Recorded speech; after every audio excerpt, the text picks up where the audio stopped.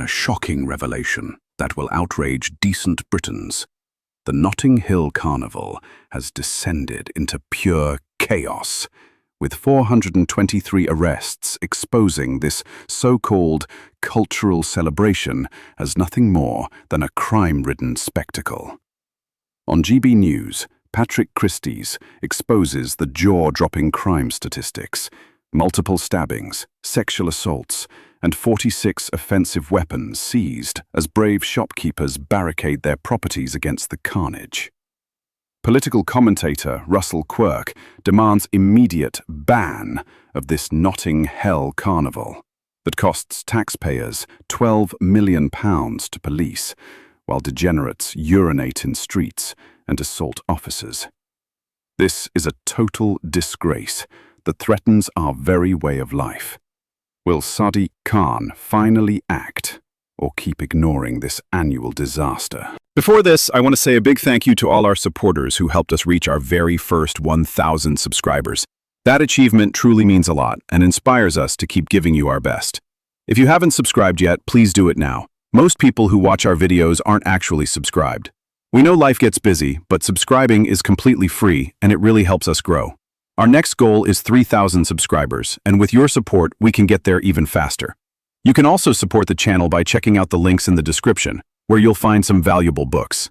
They cost you no extra, but each purchase gives us a small commission that helps us improve our content. Thank you so much for being part of this journey. Notting Hill Carnival, a celebration of culture.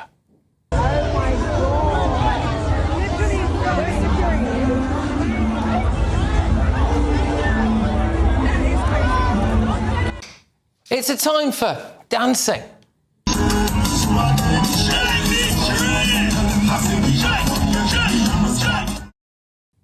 Even the police get involved.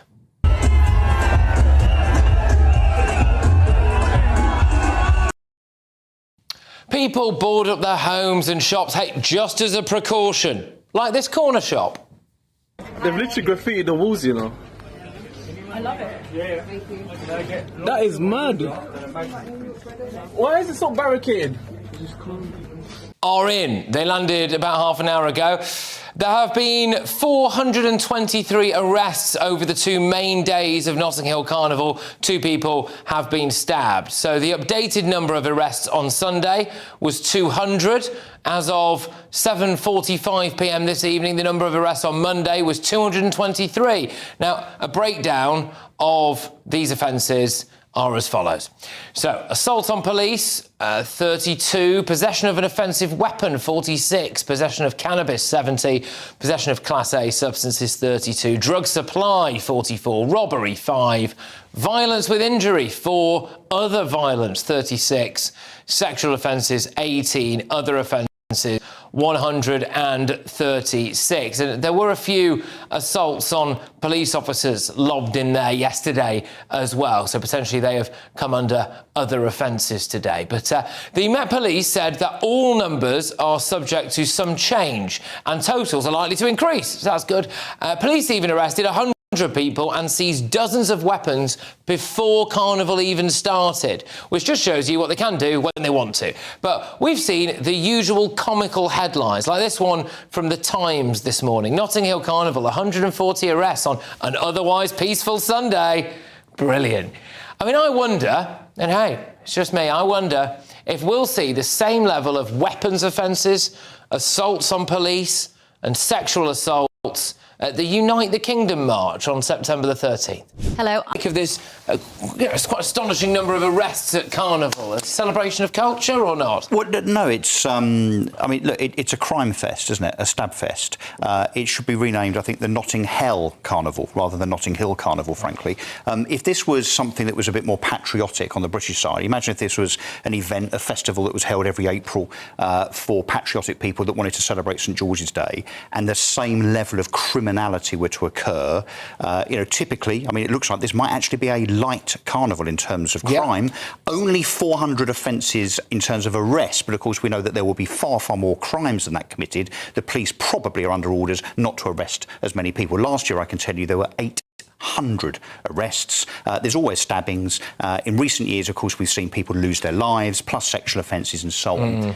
This has got to be banned, for goodness sake. I mean, the poor people that live there. Now, I know you can argue, well, that poor woman in the window there that looked on aghast at what was going on yesterday and today. I mean, maybe she's an American that sort of, saw Notting Hill, the film, and thought, well, I'd love to go and live there, and didn't realise that there was a carnival there for 2 days of carnage every August.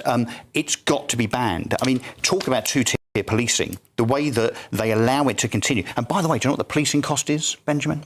Linda?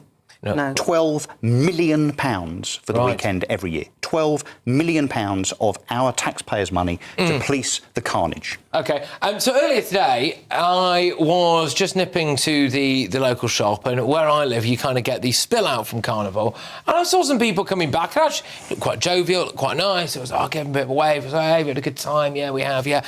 Got what I wanted from the shop, and then I came back from the shop, and there were 3 women who were using the Jamaican flag to cover another woman as she squatted down and urinated on the car next to mine. And I just thought, brilliant. That's great, dear, isn't it? Dear. So stuff like that. But I suppose mostly it's just people having a good time, Linda. Sort of. I did go one year, and I thought it was horrible. I know I sound old-fashioned, and maybe it's just my age, but it was hot and it was sweaty and there were too many people, it was too noisy, and I don't, for one, like spending a day sitting on the curb eating jerk chicken. Thank you. So I never went again. I'm a girl who likes a decent pub garden with a few roses round the door and a half pint of dry cider. Thank you very much. But I think the major problem, and it doesn't often get discussed, I was talking with Peter Blexley, who we all know and love, and he said the major problem there is that it's grown up in this area which has very narrow streets, and the crowds are getting bigger and bigger and bigger, and what he fears as a policeman who's covered these events is there'll be some kind of major crushing incident at some point. That's regardless of the crime, regardless of the damage and regardless of anything else, and I think he may well be right. OK, now look, Benjamin, I have been to Carnival. I did have quite a good time, but I was absolutely off my bonce, and it was years ago, so that might have had something to do with it. I am maybe slightly unlike other people. I don't necessarily want it cancelled, but I just think we should be realistic about the level of crime that there is and be honest about that. I mean, I spent this weekend at Manchester's Pride celebration, which goes on over the whole weekend, and it has huge numbers of people. And I was thinking about how I've never, ever seen so much as a fight at that. It's very safe. In 15 years, I've never seen a fight. But what I would say is that I think it's quite unfair the way the headlines portray Notting Hill Carnival, because about 2 million people attend the event, which is a quarter of the population of London. So 400 arrests is not a particularly unusual number, and 2 stabbings is 2 tragedies, but actually among 2 million people in the streets of London, that's probably not unusual. Hang on. And so Benjamin, I think it's misleading. What you're suggesting is that proportionally it's OK. Perhaps no, if I'm saying that you put it in you didn't have the 2 million people there, then you wouldn't have loss of life, you wouldn't have stabbings, you wouldn't have police officers being assaulted, well, that's you wouldn't fine, have Russell. the sexual assault, you wouldn't have the shops being looted. Just cancel it and stop it. It's a magnet for crime. It's an encouragement for crime. I'm sorry, Russell, but I don't believe in cancel culture. You can't cancel things like that. If you want to just the public's life and cost the taxpayer £12 million. You cannot do that. That's impossible. It's a Puritan way to look at the world. It's the wrong thing to do. That's the wrong thing to do. I totally You disagree. have to allow these events to happen, and you have to police them correctly. There's some thought that this could lead to Hyde Park. I'm not sure whether that's feasible, but you do need to adjust these events. But you can't just ban them. Yeah, but how do you police it? Because we don't live in how North do you police Korea, it more? But do we Russell. spend £20 million and have more police officers? Do you really think that would stop the stabbings and the sexual assaults? But and can I the just say looting? that It's not going to. It's not a policing That's not issue. what By this it's inbuilt criminality in it's that not. environment. No, I don't well, of course think it that's is, true. because we see the numbers every I don't like single it, but I year. don't think it's true. I don't think your point is true. Of course. Well, you don't think the facts of the criminality is true? No, I think that the we've just read facts out. are there, and the facts are there for many big events, and you look to the police to police them correctly. But hang on, You don't just ban- A million people, because that would be the biggest march ever. OK, fine, all Which is right, how many fine. a million run the Iraq War march. It might OK, be. fine. All right. Well, let's do 500,000, whatever you want to say. I could be wrong about this, but I hope I'm not wrong, because that would have meant it's kicked off. But I don't know if we're going to be getting all of these weapons arrests, the drug arrests, the sexual assault arrests that we are there. However, the media is going to cover those two things very differently, aren't they? We have the Times there, you know, largely peaceful. Apart from the 140 arrests. You know, you've got the BBC just doing, celebration of colour this is, and Carnival, hey, fantastic, look at all the brightly coloured outfits, all of that stuff. Whereas I think this Patriots March, whatever it's called, is going to be treated as this big far-right fascist event through London, and people are going to be told to... Where everyone will be kettled. Yeah, everyone will be kettled and arrested for dropping their phone on the floor or whatever, as we saw in Westminster last summer. I'd like a good Patriots March. That would be a really good... I mean, the truth is... It will be treated differently. It will be there. But it will be treated differently. With the St George's flag. Yeah, the truth is that, you know, if you were to look at Wembley football matches, for example, I don't know, there must be 80,000 people there.